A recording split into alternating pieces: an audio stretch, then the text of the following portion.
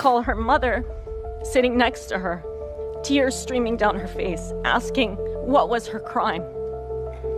I didn't have the heart to tell her that Siwar, with her beautiful, long, dark lashes and curls, I want the whole world to know that I'm a human being. At the end, I am not pen on paper.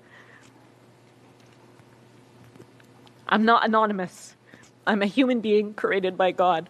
Every single person I met in Gaza has lost family, has lost friends, colleagues, neighbors, violently taken from them. I remember 6-year-old Siwar, who was intubated in the ICU with severe traumatic brain injury.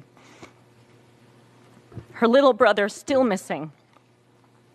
I recall her mother sitting next to her, tears streaming down her face, asking what was her crime.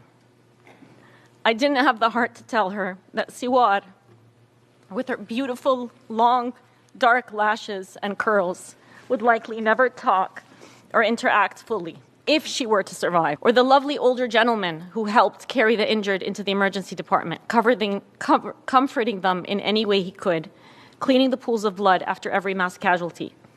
I saw him daily and had assumed he was a hospital employee, only to later learn that he had started volunteering at the hospital after his entire family had been killed at the beginning of the genocide. Or 13-year-old Amir, who sustained severe neck trauma after his home was bombed and kept calling for his sister.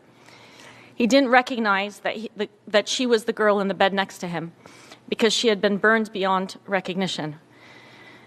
When she died, Ahmed was left as the only surviving member of his family.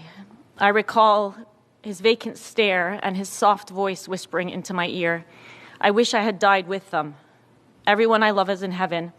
I don't want to be here anymore." I want you to take a second and imagine all of the children that I just spoke about, their mothers, their fathers, desperately seeking medical care and searching for hope in one of the few remaining hospitals in Gaza. Then the electricity cuts out. The entrance to the hospital is struck by a missile. The hospital is threatened with forced displacement orders again. This is only one dimension of this apocalyptic situation. Everything needed to sustain life is under attack in Gaza. One day, someone will dig up the records of our testimonies, pleading for 14 months. They will dig up the records of Palestinians covering their own genocide when international journalists were unprecedentedly banned from entering. Palestinian children setting up press conferences to tell the world that their lives mattered. We will have to reckon with that history. Why aren't Palestinians the ones speaking for our cause? Why are we not there and able to speak? The Palestinian people, the people in Gaza. Why not me?